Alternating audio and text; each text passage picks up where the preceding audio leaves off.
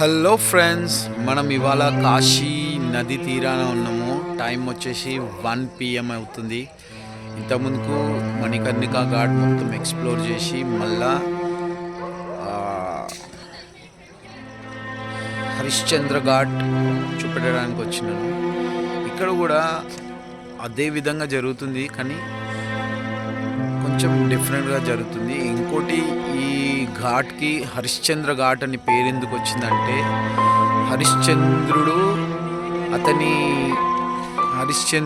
అతని మొత్తం మొత్తం ఆస్తి పరపతి సంపద మొత్తం అన్ని వాళ్ళకి గురువుకి ఇచ్చిన మాట కోసము ప్రతి ఒక్కటి దానం చేసేసి విడిచిపెట్టేసి ఏమీ లేకుండా, ఒక్క రూపాయి లేకుండా ఖాళీ బట్టలతో వచ్చేసి ఈ మణికర్ణికా ఘాట్ దగ్గరనే కాపలగా ఉన్నాడని చెప్పేసి మన పురాణాలు చెప్తున్నాయి. కాబట్టి మనము ఇవాళ మణికర్ణికా ఘాట్లో ఏం జరుగుతుంది, ఎలా జరుగుతుంది, రిచువల్స్ అవన్నీ ప్రతి ఒక్కటి తెలుసుకుందాం రండి. ఇదే హరిశ్చంద్ర ఘాట్,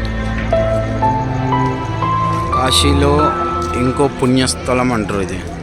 ఎందుకంటే ఇక్కడనే మోక్షం లభిస్తుంది కాబట్టి. ఇది వచ్చేసి హరిశ్చంద్ర ఘాట్. ఇక్కడ చాలా తక్కువ శవాలు కాలుతాయి.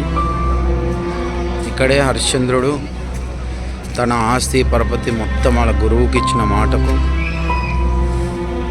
విడిచిపెట్టి వచ్చి కాపలుగా ఉంటుండే.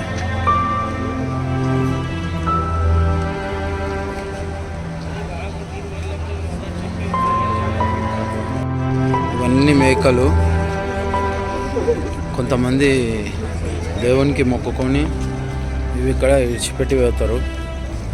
వీటిని ఎవ్వరు కొయ్యరు, తినరు.